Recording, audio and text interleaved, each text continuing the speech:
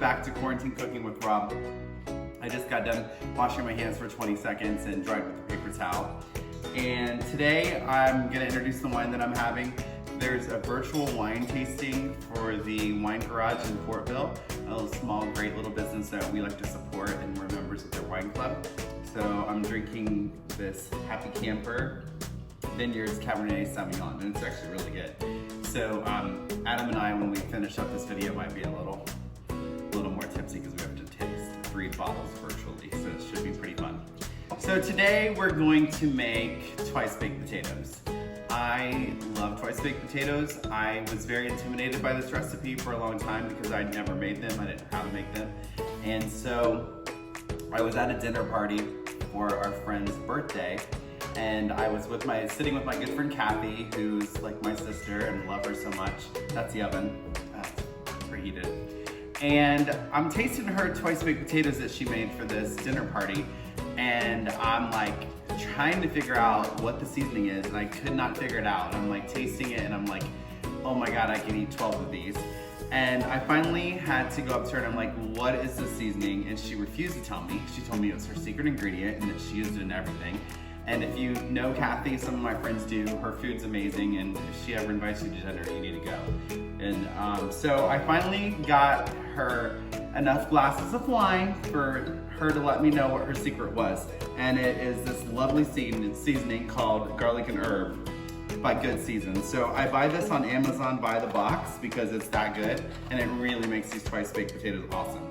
So I'm gonna go through the ingredients with y'all, and then we're gonna pop these in the oven for 1 hour and 15 minutes, and then we'll come back and finish this up. So everything that you're gonna need to make twice-baked potatoes is right here. So we got salt and pepper. I'm gonna use Colby Jack cheese today. I like to freshly grate my cheese instead of buying the pre-shredded. Pre-shredded cheese has chemicals on it to preserve it so it doesn't melt as well. So I love to do that. This is actually funny because I've been working all day and OCD cleaning, so I actually did wake up like this. I haven't done anything to myself today, so don't judge me. I have 4 Baker russet potatoes, milk, the magic ingredient, thank you Kathy, Good Seasons, garlic and herb, butter, green onions, I have about 8 of those, olive oil, I have pre-cooked bacon, and then sour cream. So that's all that we're gonna need, and we're gonna get started. All right, so I just washed the potatoes really well. I love this little thing that goes over your sink, and you can wash your vegetables on top of there, and then the water drips down. And the next thing that I'm gonna do is have some wine, because we're back. All right, so all I'm gonna do is coat these potatoes in a little bit of olive oil so that the skin gets a little more crisp as they bake. So I'm gonna coat these in olive oil and then drizzle some sea salt on there. And we're gonna bake these for about 1 hour, 1 hour and 15 minutes at 350 degrees. I like to wear the gloves because I don't wanna get my hands all oily and gross, but I had these gloves before the whole situation going on right now, so it felt a little awkward using gloves, but I use these for a lot of things in the kitchen. So I'm just gonna coat these really nice, and like I said, this protects the skin of the potatoes and crisps it up a little bit more. And then we're just gonna put a little bit of sea salt on there and pop these right in the oven.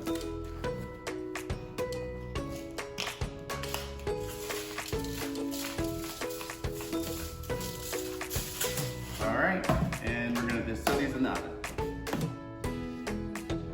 And we're back.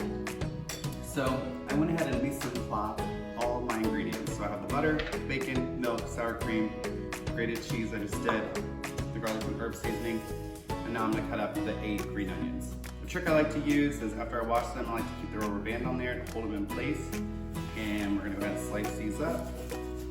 Nice little 1/4 inch pieces, as small as you can get there.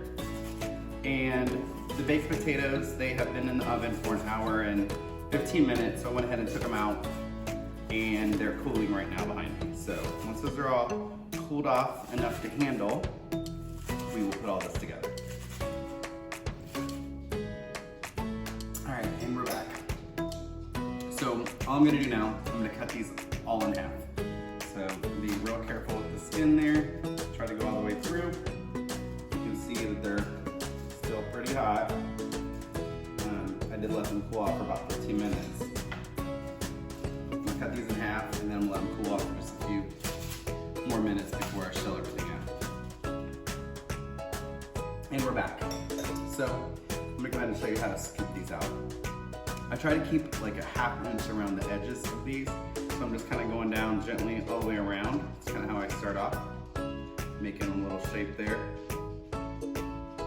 And being careful not to go too far down, but then I just start scooping that out. And I went ahead and brought over my KitchenAid mixing bowl, because that's what we're gonna get all these ingredients combined together with. And so I thought I'd pull it over here. So that's kind of how that's gonna look. And we'll continue on.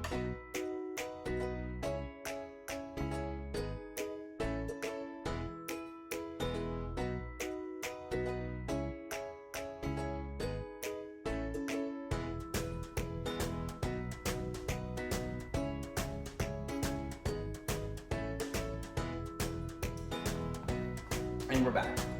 So I went ahead and shelled out all those potatoes. So all of the potato mixture is inside the KitchenAid. So I'm gonna add my ingredients here. So I'm gonna add the garlic and herb seasoning. I'm only gonna use about half this packet because it's pretty strong. So that's all I really need of it. And then we're gonna go ahead and start, we're gonna put that on like 2, I believe it's on 1. I'm sorry, it's on 1. So we're gonna add milk and butter. I have this butter at room temp, so I'm gonna add a few pieces of butter here. I cut it, this is 4 tablespoons, so I cut it into little packs of butter, just to make sure it's easier to get mixed in with the potatoes. This is real easy, this part. So we're gonna do that, and then we're gonna start adding some milk in slowly, just to get those nice and creamy. It's already smelling really good.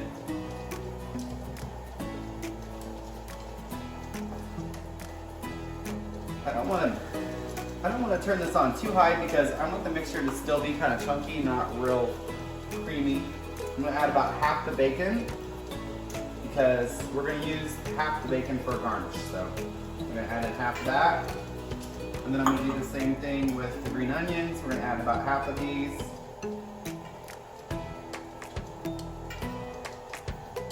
Save the rest for garnish, and the same thing with the freshly grated cheese. We're going to use half of it. All right, so we're going to go ahead and add in all the sour cream here to thicken this mixture up a little bit. Nice and creamy. And it already smells really, really good. And I'm going to go ahead and add a little bit of salt and pepper as well.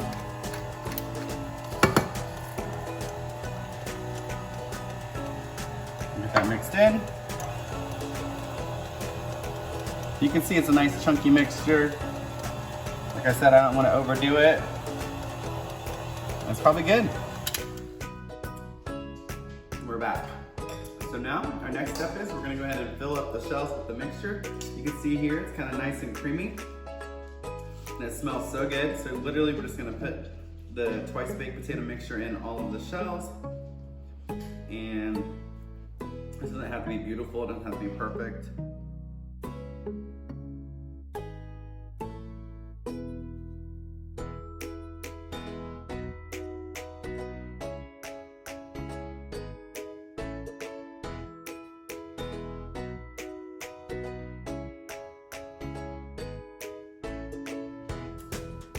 And we're back.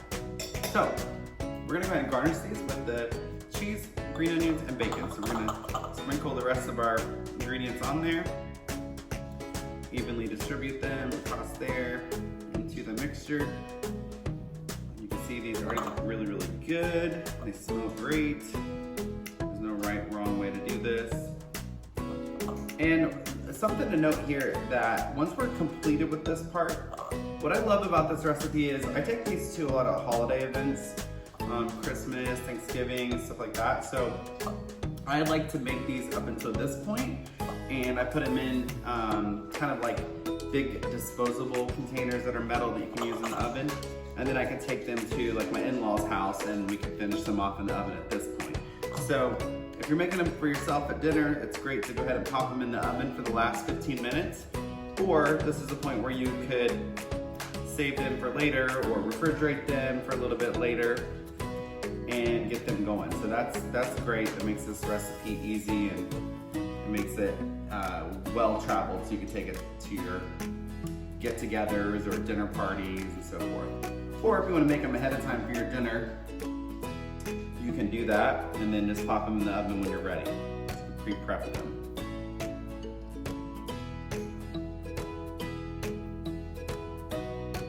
We're gonna finish up all this cheese. Everybody loves, I love all the cheese. And we'll top it off with some green onions. And then these are ready for the oven for, like I said, about 15 more minutes at the 350 degrees until you get that cheese and bacon crisp and melted here.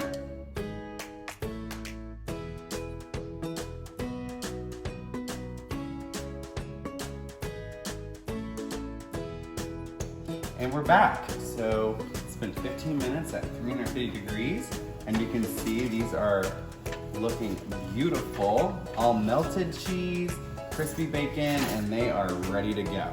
Yum.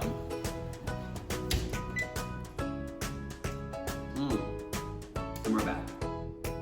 So these twice baked potatoes look delicious. We're having some stir-fried spinach that's kind of wilted with garlic tonight with these, and some steak. So that's what we're gonna pair all this with, and it's gonna be delicious. So I hope you enjoyed this recipe. Like and follow me on YouTube. Look forward to posting more cooking videos during this quarantine. So until then, cheers.